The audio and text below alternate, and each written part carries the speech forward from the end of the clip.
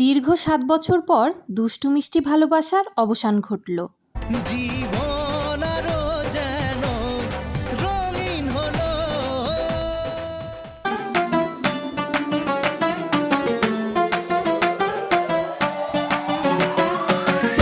ঈদের আগের দিন ছিল চাঁদ রাত, আর সেই রাতেই আমরা একটু ঘুরতে বেরিয়েছিলাম। জেলাপাড়া পুকুরঘাটটা এত সুন্দর করে সাজিয়েছিল বলার বাইরে। এরপর ঈদের পরের দিন ছিল গায়ে হলুদ।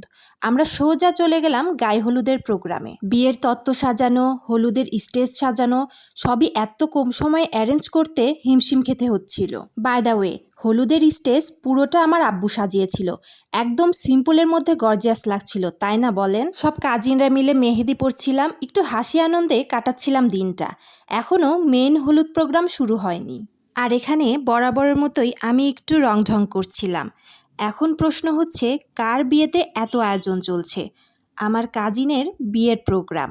বিয়ের দিন এত গরম ছিল, তেমন একটা ভিডিও করা হয়নি, তাই ছবি অ্যাটাচড করে দিচ্ছি। এরপর রিসেপশনের দিন একটু রেডি শেডি হচ্ছিলাম। এই শাড়িটা আমার ছোট খালামণি আমাকে গিফট করেছে এবার। ওভারঅল সাজে আমাকে কেমন লাগছে অবশ্যই কমেন্টে জানাবেন।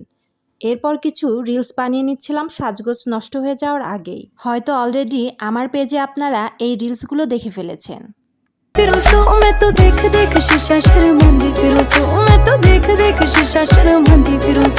সো ফাইনালি বরবউকে একসাথে দেখিয়ে দিলাম।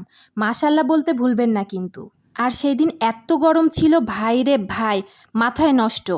আমরা বেশিক্ষণ প্রোগ্রামে থাকতে পারিনি। খাওয়া দাওয়া করে কিছুটা ফটো ক্লিক করে অমনি বাসায় চলে এসেছিলাম। যাই হোক, আজকের মতো ভিডিওটা এই পর্যন্তই। দেখা হবে পরের কোনো ভিডিওতে। আল্লাহ হাফেজ।